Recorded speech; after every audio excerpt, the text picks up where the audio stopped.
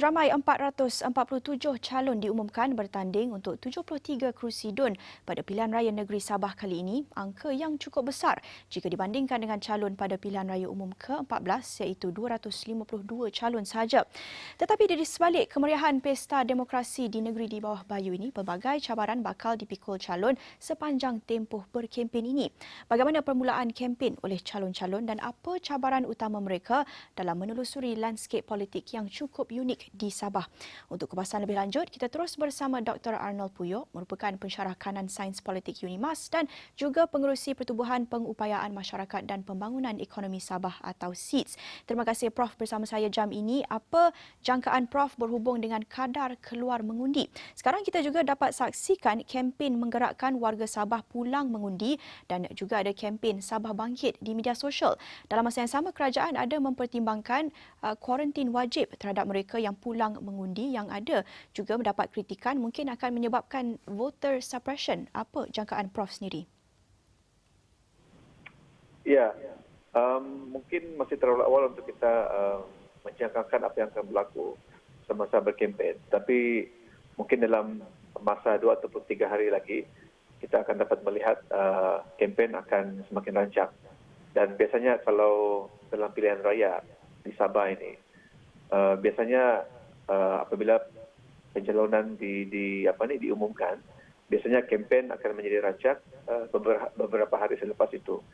Dan mungkin juga ada di kalangan pengundi yang merasa was-was ataupun merasa berhati-hati kerana isu COVID yang melanda negara pada ketika ini. Tapi bagi saya itu tidak akan menghalang lebih ramai pengundi, terutama sekali pengundi muda yang akan keluar untuk mengundi. Dan kita telah melakukan beberapa kajian.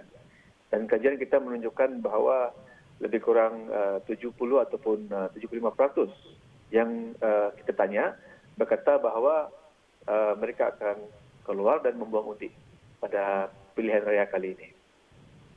Prof sebut tentang pengundi dalam kalangan anak muda. Kalau kita lihat kempen Sabah Bangkit dan juga ada undi Sabah yang digerakkan undi 18, antara kempen digerakkan di media sosial terutamanya dalam kalangan anak muda. Mungkin boleh Prof kita jangkakan corak sokongan dan pengundian yang berbeza kali ini daripada anak muda? Ya, memang betul. Kita telah melakukan kajian dan kita melihat bahawa faktor umur itu penting. Dan kita melihat jumlah pengundi di Sabah yang muda semakin meningkat daripada tahun sebelumnya. Dan bukan itu sahaja, kalau kita lihat calon-calon yang dikemukakan oleh parti-parti yang bertanding, ramai daripada calon-calon yang diketengahkan adalah calon-calon muda, calon-calon baharu.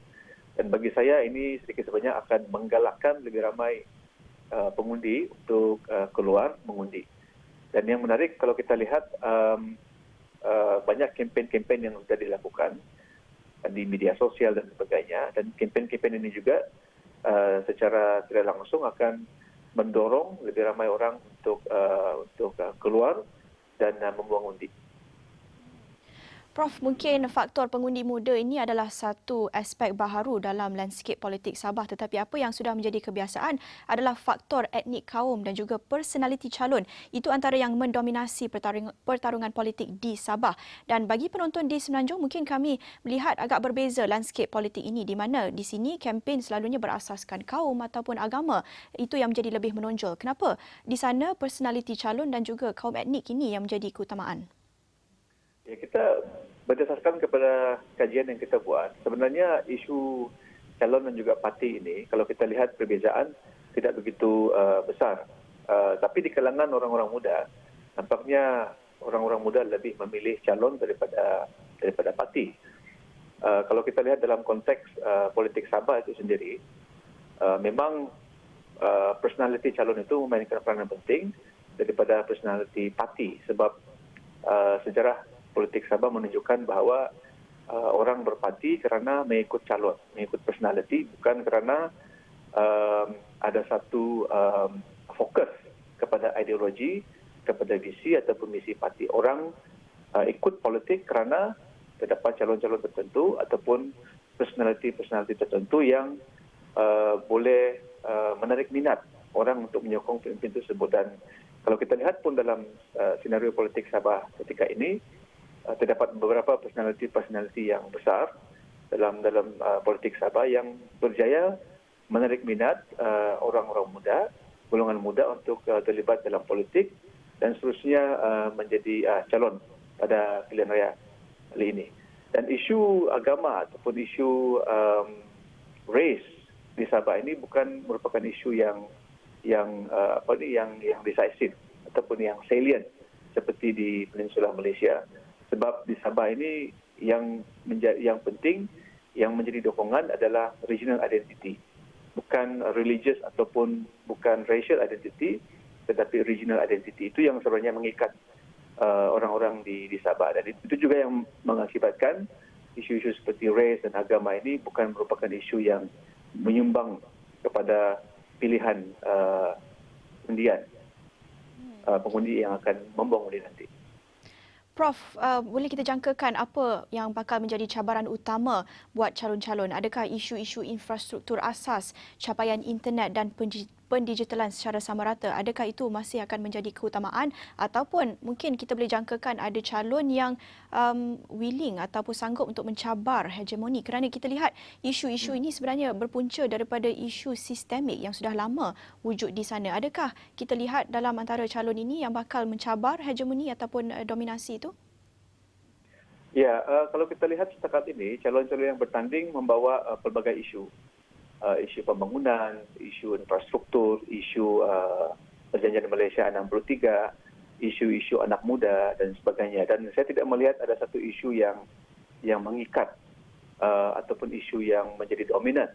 Walaupun daripada kajian yang kita buat, isu-isu yang berkaitan dengan isu PTI, isu MS63 dan juga isu ekonomi merupakan antara isu yang penting di kalangan semua umur, terutama sekali di kalangan orang-orang muda. Dan yang menariknya, kalau kita lihat dalam konteks politik Sabah ini, setiap kawasan itu mempunyai isu-isu yang tersendiri. Dan jangkaan saya adalah calon-calon yang bertanding akan memfokus kepada isu-isu tempatan di tempat itu, dan pada masa yang sama juga akan bercakap tentang isu-isu yang bersifat nasional.